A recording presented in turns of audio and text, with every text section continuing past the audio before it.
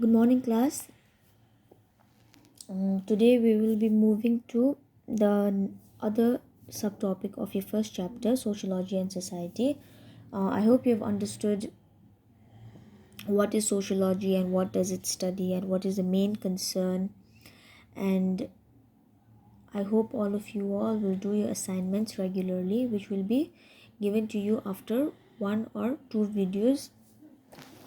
Okay, so let's start.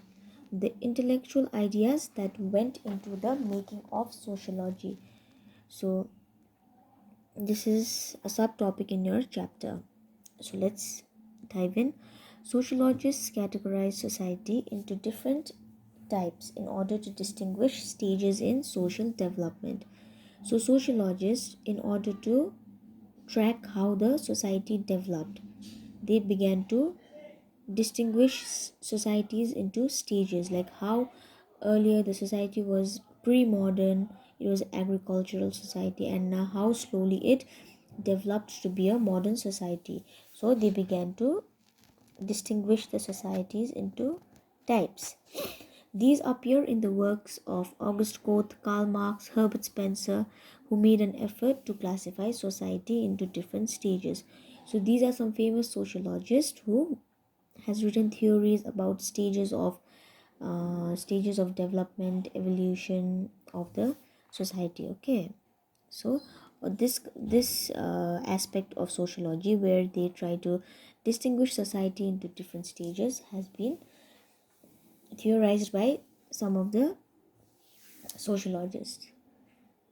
So societies were classified on the basis of pre-modern societies such as hunters and gatherers, pastoral and agrarian and non-industrial society. So that is, like, earlier the society was pre-modern, it was not developed, it was underdeveloped. There were hunters and gatherers where people hunted their food, okay, and they just smoked it in the fire and they ate it, and there was no such factories and industries. And then there was agricultural societies.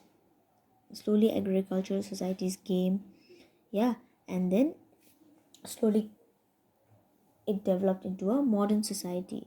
Modern society means the industrialized society, where there was emergence of industries, factories, manufacturing large scale goods. Okay, so society developed that way, from pre-modern society to a modern society where there were hunters and gatherers, the nomad people, and then slowly there was the slave dynasty or the slave society. Then there were guilds, okay, then there was agricultural society, then there was pre-modern society. All of this you will be studying later. Okay, so there are different phases of society which contributed to the development of the society. So it was assumed that the West was the most advanced and civilized. So from the very beginning up till now, it is considered that the Western societies, the Europe, the British societies, European societies are more developed than the rest of the world. So that notion was there since the very beginning. So non-Western societies were seen as barbaric and less developed. Okay, so other societies like South Asian societies and then African societies were considered to be underdeveloped. Okay, and they were considered to be still like hunters or gatherers or agricultural society, whereas the West was considered to be very much civilized in comparison to the other societies. Charles Darwin theory of organic evolution compared society to living organisms. So this person, Charles Darwin, he compared the society to an organism, to a living being, like how in our body we have different parts and each part has its own function. Similarly, in society there are different parts and each part plays their own function or assigned role. This influenced the study of different institutions like family, school, and structures such as stratification.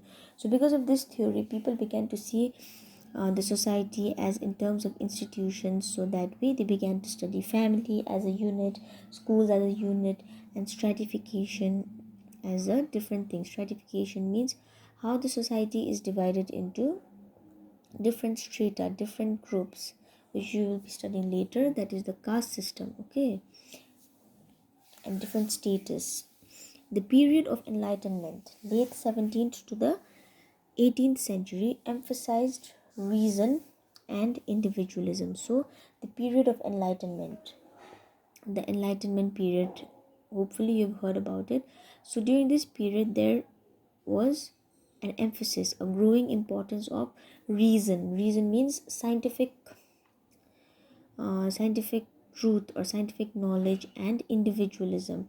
Earlier people were, everything was common, like people lived in forests, and then if they hunted one wild animal, everybody would share and eat. But then due to, in the period of enlightenment, began individualism, like it's mine, I, the feeling of ownership began, okay. So there was an advancement of scientific knowledge. So scientific knowledge also began in the period of in the enlightenment period. The thinkers of the early modern era believed that advancement of knowledge would bring about solution to social problems. So the thinkers, so the well educated and all the sociologists, anthropologists of that period of time began to think, they were like, they believed that knowledge, if there is knowledge, if there is growth of knowledge, advancement of knowledge, social problems would decline. So like how it is mentioned in the book, that August Comte believed that sociology would bring welfare to the society, it would lead to the development of society. So that is what they believed, that knowledge would bring about a positive change in a society, in the society. So this is the other one, the material that went into the making of sociology. So what was that thing which led to the emergence of sociology? Because sociology is not, it is not a very old subject, okay. It is old obviously, but like in comparison to other subjects, it is very young. They say that sociology is the youngest science. So with enlightenment, then there was industrial revolution. I think you have studied industrial revolution, which took place in England and then slowly spread all over the world. With industrial revolution came capitalism. So when with the onset of industrial revolution began capitalism. Capitalism basically means it is a form of society. And Karl Marx, the person who was mentioned earlier, has written a lot about capitalism. It's like there is the owner and there is a laborer, so there is a lot of domination in the society where the rich gets richer and the poor gets poorer. It's that type of society, okay. So capitalism led to the growth of industries, new attitudes and institutions. England was the center of industrial revolution. So with the onset of capitalism, there was growth of industries. A lot of industries began to be built, a lot of factories were set up, and the attitude of people began to change. Like mentioned earlier, how individualism began, how from common ownership of property, there was individual ownership of property began. And all of this centered and all of this began in England. Before industrial revolution, the society was small. Society was based on agriculture, it was hierarchical and was in close connection and interaction. Okay, so before industrial revolution, the society was small scale. Everyone was close to each other. Everyone knew each other. They had close interaction, and the agriculture was the main occupation, and the roles and the status of the people was well defined. The Industrial Revolution brought about a lot of changes and also contributed to the exploitation of labor. So, with the beginning of Industrial Revolution, like mentioned earlier, there was a lot of um, emergence of industries and many factories were set up. And like I told, that in capitalism, there is the owner who owns all the means of production. He owns everything that is required to produce a certain commodity, a certain good. So the people who work for him, they are the laborers, right? And they are poor, so they work under the capitalist. They work under the owner, they are the capitalists. So, and then they are exploited. So in this period, there was exploitation of labor. The labors were very much dominated. The urban centers began to expand and grow. Although there were cities earlier, it was not that there were no cities, there were cities earlier, but as industrial revolution began, a lot of urban centers, a lot the cities, okay, and the town, they began to expand as new factories began to be set up, and people from the rural areas began to move in search of jobs. Hence all these urban areas began to increase in size. Factories, slums, working class population began to grow. So as a result, as urban area expanded, all these factories began to grow, slums began to grow, and the working class population, people who began to work under the capitalists, began to grow in the urban areas. So various new social interactions began. Hence, as people started moving towards the urban area and they started knowing different people, a different type of social interaction began. Like for example, earlier, because of the caste system, okay, caste system, maybe you'll learn later, but it is a very rigid system. Okay, there are different stratas. Like the the group having the highest status is the brahmanas, then comes the kshatriyas, vaishyas, and shudras. They rarely, these upper class people, the brahmins, the kshatriyas, they barely interact with the lower class people, lower caste people, that is the shudras. Okay, they dominate them.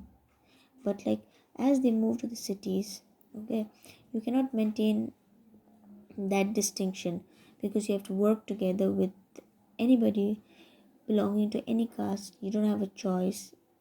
Okay, so that way different type of social interactions began. On the other hand, small cottage industries, sorry, this is, oh, sorry, began to be ruined due to import of machine-made goods. Thus, the handicraftsmen switched to agriculture. So, because of the setting up of factories, a lot of machine-made goods began to be imported, began to be used by the people. Hence, the small local producers, the handicraftsmen, they were ruined. Small cottage industries were ruined, and these people switched to agriculture. The factory system brought about changes such as division of labor, significance of clock time and calendar. So here there it's mentioned division of labor, because because of, in the factories, like there are different departments. If you make a shoe, one person is not going to make the entire shoe. Some are going to design it, some are going to make the laces, some are going to make the insole, right? So these people were given different jobs, and they were specialized. They did it like, if you do the same thing again and again, you become specialized, right? So that is what happened as factories began to be set up. And then earlier working hours were determined by day and night. So before industrial revolution, there was no concept of clock time. Okay, people used to work during the daytime and then go home during the night time. So that is how it was happening. But once industrial revolution began, they began to follow the clock time, and there were calendars. Okay, so time, even the concept of time changed with the coming of industrial revolution. All right, please read your text and do your work. Bye bye.